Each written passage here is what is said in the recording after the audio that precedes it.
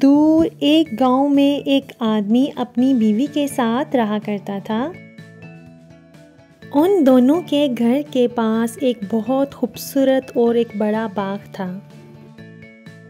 मगर उस बाग में किसी को जाने की इजाज़त ना थी, क्योंकि वो बाग एक जादूगरनी का था और जादूगरनी किसी को भी बाग में दाखिल होने की इजाज़त ना देती थी।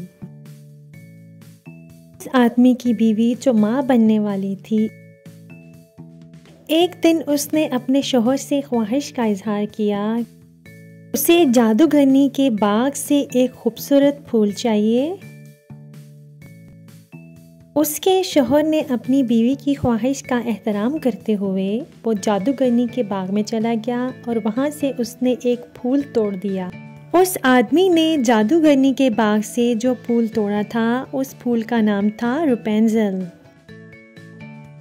जैसे ही उसने फूल तोड़ा, एक जादूगरनी गुस्से में वहाँ नमूदार हुई और उससे पूछने लगी कि तुमने ये फूल क्यों तोड़ा। जादूगरनी के पूछने पर उस आदमी ने बताया कि उसकी बीवी माँ बनने वाली है और उसकी ख्वाहिश थी कि उसके लिए ये फूल तोड़ के लाया जाए।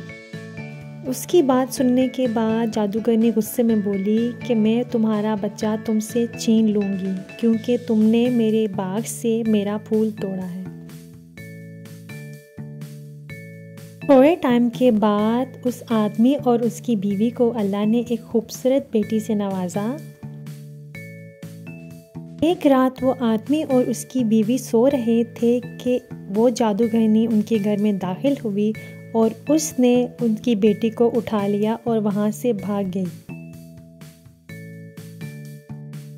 जादूगरनी उसकी बेटी को लेके दूर जंगल में पहाड़ों पर बसेरा करने चली गई और जादूगरनी ने उस बच्ची का नाम रपुंज़ेल रख दिया।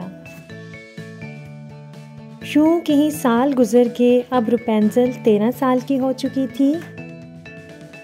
जादूगरनी ने रपुंज़ेल को एक बहुत बड़े टावर में कैद करके रखा था, जिस टावर का कोई दरवाज़ा नहीं था। रपुंज़ेल के बहुत लंबे और घने बाल थे और जादूगरनी टावर पर चढ़ने के लिए रपुंज़ेल के बालों का इस्तेमाल किया करती थी। एक दिन एक खूबसूरत शहजादा शिकार करते करते पहाड़ पे आ पहुंचा। पहाड़ पे घूमते घूमते शहजादे की नज़र टावर पे पड़ी तो उसने एक बहुत खूबसूरत लड़की को टावर पे बैठे हुए देखा। रपुंज़ेल को देखते ही शहजादे को रपुंज़ेल बहुत पसंद आई। अब शहजादे ने रपुंज़ेल के बालों को पकड़ा और उसके बालों के ज़रिए टावर के ऊपर चढ़ गया।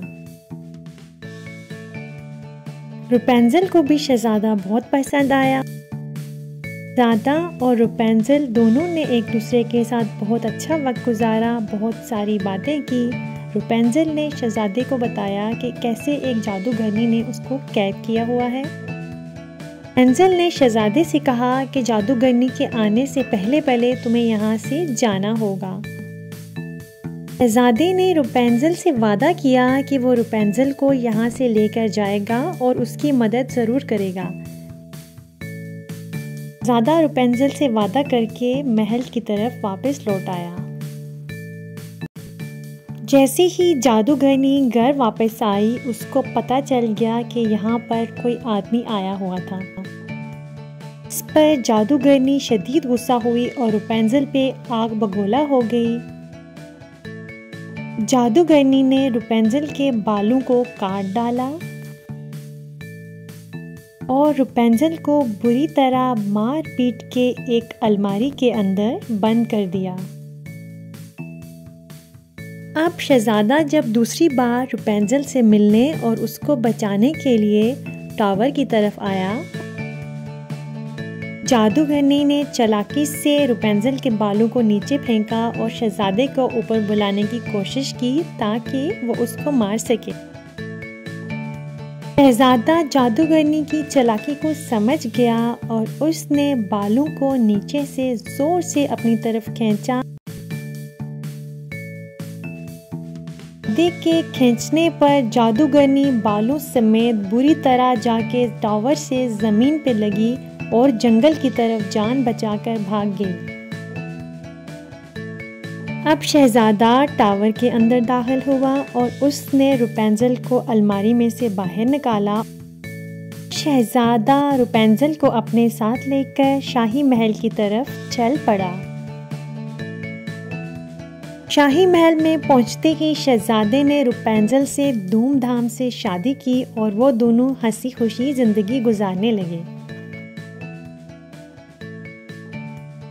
प्यारे बच्चों, अगर आपको रुपेंजल और शहजादे की कहानी पसंद आई है तो बराए मेहरबानी मेरी वीडियो को लाइक करें, मेरे चैनल को सब्सक्राइब करें और बेल आइकन पे प्रेस कर दें।